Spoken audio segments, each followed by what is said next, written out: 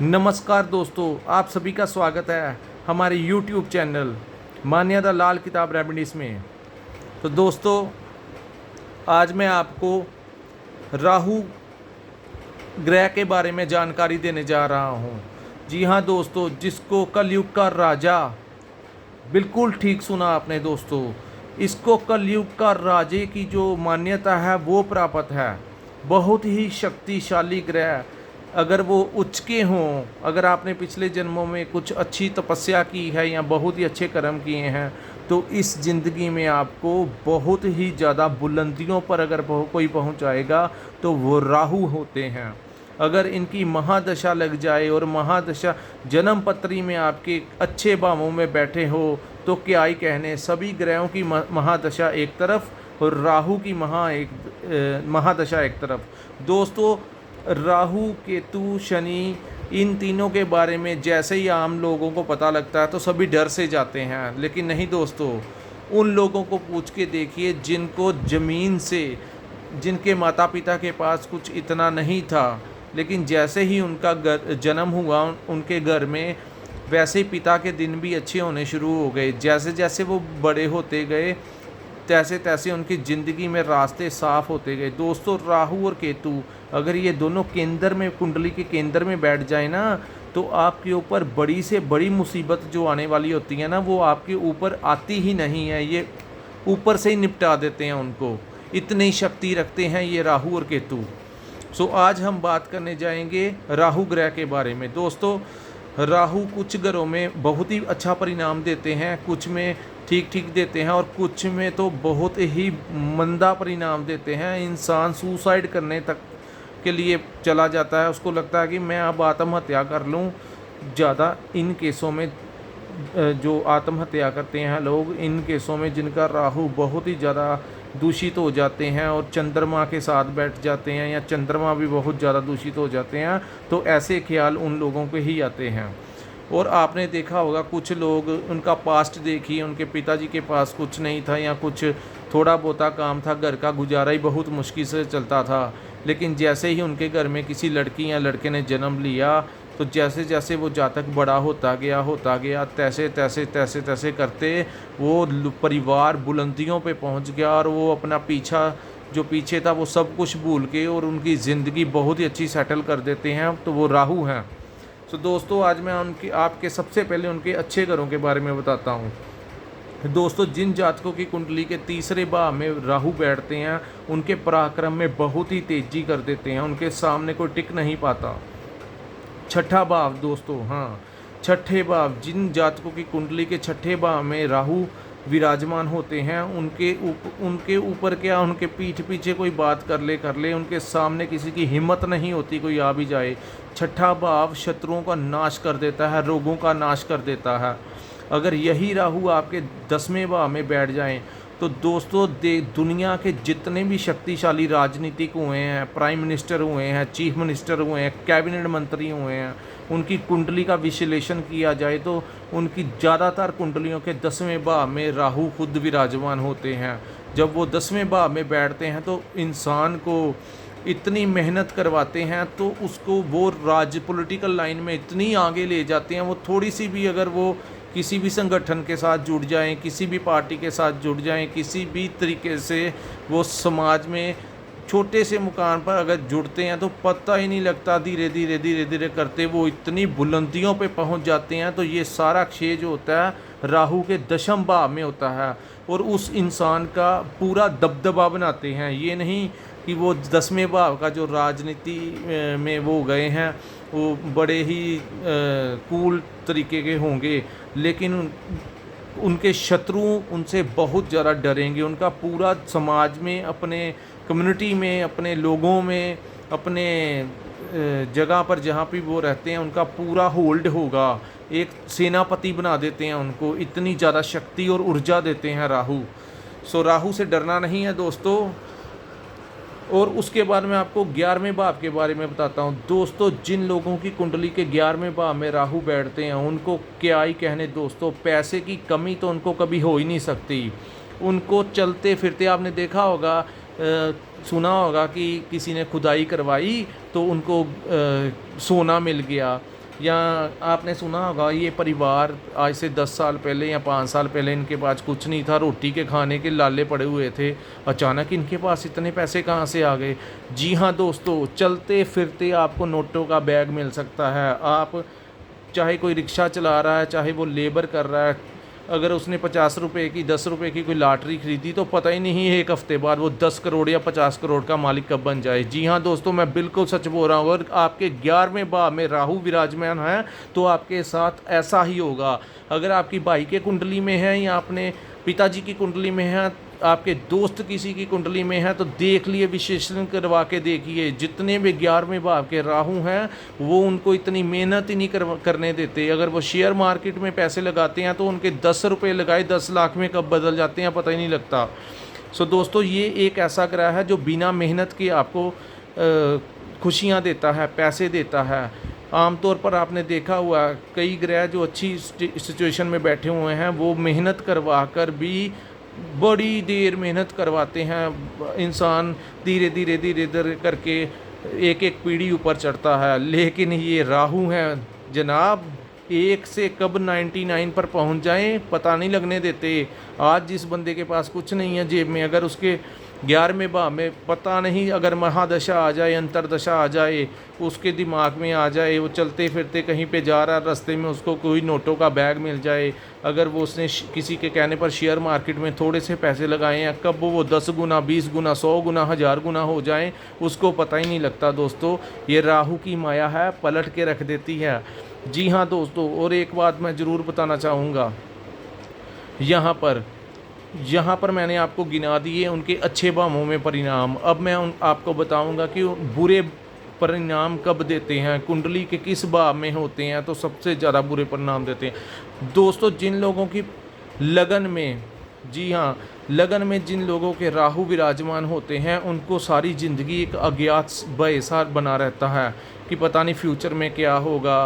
वो double minded होते हैं, सीधी पॉजिटिव थिंकिंग नहीं होती उनकी ज़्यादातर थिंकिंग है ना वो नेगेटिव ही होती है। चाहे वो काम छोटा सा हो चाहे वो बड़ा हो, ज़्यादा रिस्क लेने में उनको थोड़ा सा डर ही लगा रहता है कि कहीं मेरा नुकसान ना हो जाए, चाहे उनका फ़ायदा ही होना हो, लेकिन उनके दिमाग में यही बात आती है।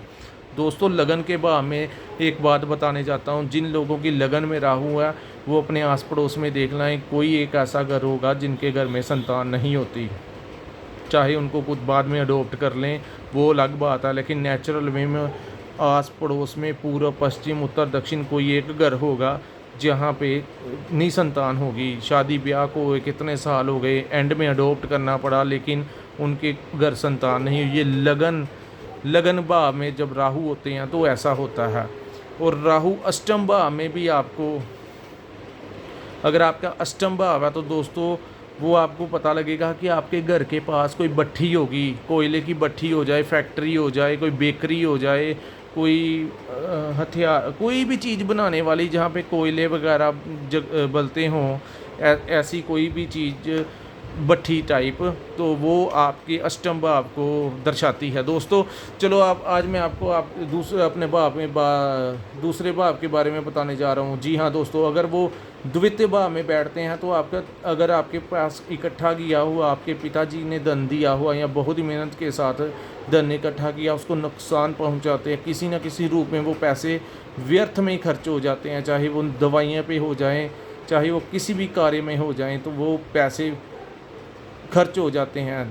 तो अगर वो चौथे भाव में बैठे हैं तो घर का माहौल बहुत ख़राब हो जाता है, भाइयों में आपस में नहीं बनती, कलह क्लेश से सारा दिन बंदे की मानसिक परेशानी में गुजरता है। तो ये चौथे भाव को दर्शाता है। अगर राहु 9वें भाव में बैठ जाएं दोस्तों, जी हाँ 9वें भाव में अगर बैठ जाएं तो उनका जो भाग्य है ना, भाग्य का स्थान होता है 9वां, और 9th हाउस जो होता है वहाँ पे सबसे अच्छे ग्रह कोई माना गया तो वहाँ को भी गुरु ग्रह को सबसे अच्छा माना गया है। जी हाँ दोस्तों, 9th हाउस में 9वें स्थान पर जो राहु हैं अगर हो तो अचानक से कहते हैं ना तत्कालीन मेरे को किसी ने मेरी सपोर्ट कर दी, मैं फंस गया था किसी सिचुएशन में, लेकिन अगर आपके भाग्य स्थान में राहु बैठे हुए हैं तो आपका भाग्य साथ नहीं देता दोस्तों। 5वां घर, अगर आपके 5वें घर में राहु बैठे हैं तो हो सकता है कि आपको वो इतना बुरा परिणाम खुद को ना दें, लेकिन आपकी जो संतान होगी उनको वो गलत रास्ते पर डाल देंगे। आप अपनी संतान को लेकर चिंतित रहेंगे। उसका मैं नीचे उपाय भी बताऊंगा दोस्तों। अगर 5वें भाव में, ये बहुत ही अच्छी बात है, मैं अभी बता देता हूँ, अगर 5वें भाव में राहु बैठे हुए हैं तो उनके उपाय ज़रूर कीजिए। सारी ज़िंदगी करते रहिए कि बहते हुए पानी में नील बहाते रहना शनिवार के दिन, तभी जाकर आपके संतान के ऊपर जो दुष्प्रभाव राहु का पड़ता है वो ठीक होना शुरू हो जाएगा। तो अगर 12वें भाव में राहु बैठे हैं तो 12वें भाव में उनके पैसे, उनकी परेशानी कोर्ट कचहरी के केस में निकल जाती है ज़िंदगी। दोस्तों बहुत ही परेशानी देते हैं 12वें भाव में बैठकर भी। सो दोस्तों ये थी राहु की महादशा के बारे में मैंने आपको आज बताया, लेकिन उसके साथ में आज आपको उनके उपायों के बारे में बताऊंगा। जी हाँ दोस्तों, आपको क्या करना है, अगर आपके ऊपर आप बुरे भाव में बैठे हुए हैं जहाँ पर आपको परेशानियाँ दी हुई हैं, तो आपको क्या करना है, आपको हर रोज़ पक्षियों को सतनाजा डालना है दोस्तों। जी हाँ, हर रोज़ पक्षियों को सतनाजा डालें, जिससे आपके राहु शांत होंगे और आपको कष्टों से निजात मिलेगा। दूसरी बात, जो लोग मछली खाते हैं दोस्तों, मछली मत खाइए। अगर आपके राहु अच्छे नहीं हैं तो मछली खाएंगे, क्योंकि हमारे सनातन धर्म में राहु को मछली के आकार जैसा ही माना गया है। तो ये आप सोच के चलिए कि अगर आप मछली खाएंगे तो आपका बहुत ज़्यादा नुकसान करेंगे। ऊपर मछली को खाना नहीं है, मछली को खिलाना है दोस्तों। जी हाँ, आपने ठीक सुना। आपने शनिवार और या बुधवार के दिन मछली को 7 तरीके के अनाज उसमें, या फिर काले रंग के जो तिल हैं, ये बहाते रहिए। आपने मछलियों को आटे की गोलियां भी खिला सकते हैं दोस्तों। जी हाँ, जैसे ही आप आटे की गोलियां खिलाएंगे उससे भी जो राहु हैं वो शांत होंगे। अपने सिर से नारियल शनिवार को एंटी क्लॉकवाइज घुमाकर चलते हुए नहर पानी में प्रवाह कर दीजिए। ये काम आपको 11 शनिवार करना है दोस्तों। और इसके अलावा आपको ज्यों, हाँ मेन कारक जो ज्यों होता है दोस्तों, आपको क्या करना है, शुक्रवार की रात को अपने सिरहाने नीले कपड़े में ज्यों डालकर बांध कर रख देने हैं। 1.25 किलो ज्यों लिख लीजिए दोस्तों, याद रखिए। करने से पहले मेरी वीडियो दोबारा सुन लीजिए, ये बहुत ही अच्छा उपाय है। आपने क्या करना है, 1.25 किलो जौ लेने हैं, उसको नीले कपड़े में बांध लेना है और शनिवार सुबह आपने जाकर उसको चलते कोशिश कीजिए। शनिवार राहु काल होता है, अखबार में पढ़ लेना या किसी वीडियो में देख लेना या यूट्यूब अपना गूगल में सर्च कर लेना, राहु काल का टाइम आता है दोस्तों। अगर उसमें किया जाए उपाय तो आपको बहुत ही अच्छा फ़ायदा देगा। तो आपको क्या करना है, शनिवार के दिन उनको जल प्रवाह कर देना है, दोनों चीज़ों को। कपड़ा भी साथ में कर दीजिए, गांठ खोल के कीजिए दोस्तों। और उसके बाद मैं आपको बताता हूँ नील। जी हाँ, नील आता था, अब तो वो उजाला वगैरह आ गए हैं, तो चाहे वो ही ले लीजिए दोस्तों। ये नीले रंग का पानी बनाकर आपने इसको किसी वृद्ध आश्रम में, नील अगर है तो दान में दे आइए, या किसी NGO वाले जो अपना लोगों का भला करते हैं, जिन्होंने कुछ गरीबों को बांट दीजिए। किसी भी तरीके से नीले रंग का कीजिए, जिससे आपके दुष्प्रभावों से, राहु के दुष्प्रभाव जो हैं आप पर नहीं पड़ेंगे। मैं आपको कुछ दूसरे उपाय बताने जा रहा हूँ, लाल किताब के उपाय। अगर वो नोट करने हैं तो वो भी नोट कीजिए दोस्तों। आपको करना क्या है, शनिवार के दिन आपको वो आटा लेना है जो आप नवरात्रों के व्रत में खाते हो, दड़ों का आटा। हाँ जी हाँ, सिंगाड़े का आटा, ऐसा आटा लेना है जिसके अंदर आपने काले तिल डालने हैं। थोड़ा सा आपने उसमें वो डालना है चावल का आटा, और थोड़ा सा आपने उसमें डालने हैं काले तिल और जौ। जी हाँ, उसको आपने गूंद लेना है दोस्तों। और उसके आपने 3 पेड़े बनाने हैं, जैसे वो पिंड टाइप पेड़े होते हैं ना, वो 3 बनाने हैं बड़े बड़े। इन 3 पेड़ों को आपने 3 जगह पर रख के आना है। पहला पेड़ा आपने पीपल के नीचे रखना है दोस्तों। दूसरा पेड़ा आपने शमशान भूमि में जाकर वहाँ पर रखना है। और तीसरा पेड़ा जो है उसको छोटा छोटा उसकी गोलियाँ बना लीजिए और वो मछलियों को खिला दिए। ये काम आप शनिवार करेंगे और ये काम आपको महादशा अगर लगी हुई है तो वहाँ पे आपको बहुत बड़ा सुकून दिलाएगा। राहु के यंत्र 18 यंत्र मिल जाएंगे आपको बाज़ार से। 18 यंत्र ले लीजिए। ये यंत्र आपको शनिवार के दिन जल प्रवाह करने हैं दोस्तों। ये 18 साल के लिए होते हैं। 18 साल की महादशा होती है राहु की। आपको कांच जो है, कांच का दान करना है, या कांच को, हाँ, कांच का दान कर दीजिए। ये भी राहु के उपायों में ही आता है। राहु के बहुत उपाय हैं दोस्तों। अगर आप पाठ कर सकते हैं, ये तो मैंने उन लोगों के लिए बताया जो लोग पाठ नहीं कर सकते, सिटिंग नहीं कर सकते, तो थोड़ा सा आपका वक्त लगेगा, आप ये काम कर सकते हैं। हाँ जी, जो लोग पाठ कर सकते हैं वो मेडिटेशन कीजिए। कहते हैं कि जो दिल से भगवान को याद करता है, या अपना तीसरा नेत्र खोलने की कोशिश करता है, या चलो आप 10 मिनट 5 मिनट से शुरू कीजिए। सबसे अच्छी बात आपको बताता हूँ दोस्तों, आप अगर बहुत ही ज़्यादा बुरी कंडीशन में फंस गए हैं तो आप बजरंग बाण का सहारा लीजिए दोस्तों। आपने बिल्कुल सही सुना दोस्तों।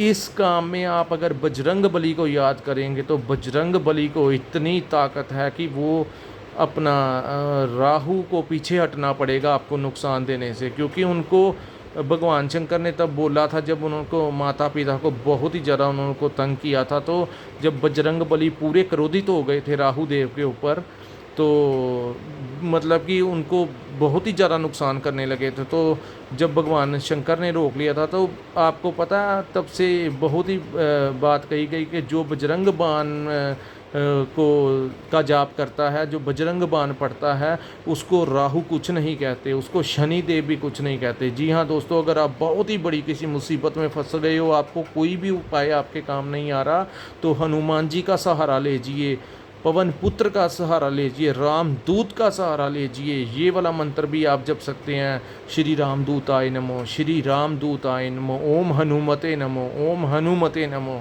बजरंग बाण का कीजिए, हनुमान चालीसा का पाठ कीजिए दोस्तों। तभी जाकर आपको राहु की महादशा में भी आपको काफ़ी आराम मिलेगा। करके देखिए दोस्तों, कमेंट में बाद में बताना, करके देखिए आपको कैसा लगा। ये किए हुए उपाय हैं दोस्तों, ये कोई अपनी तरफ से नहीं कह रहा। ये काफ़ी लोगों की कुंडलियां देखी हैं, उनके हिसाब से मैंने आपसे बात की है कि अच्छे राहु की पहचान और बुरे राहु के परिणाम और उनके उपाय। एक और उपाय दोस्त, छोटा सा उपाय है, अपना फटकरी ले लिए दोस्तों, उसको तवे के ऊपर गर्म कर लीजिए। जैसे ही वो फूल जाए, उसको आप ठंडा करने के बाद उसको पीस लीजिए। उतनी की क्वांटिटी में ले लीजिए जिससे आपका 1.5 महीना निकल जाए। 1.5 या 2 महीना आपको करना क्या है, 43 दिन के लिए रोज़ आपको थोड़ा सा उसका पाउडर लेना है, जिसने आपने अपनी उंगली के साथ मंजन करना है। हाँ, जब वो मंजन करोगे, ये 43 दिन का उपाय है और बड़ा ज़बरदस्त उपाय है। करके देखिए दोस्तों, राहु की महादशा में भी आपको शांति मिलेगी। फटकरी का मंजन कीजिए 43 दिन के लिए, बहुत ही अच्छा उपाय है।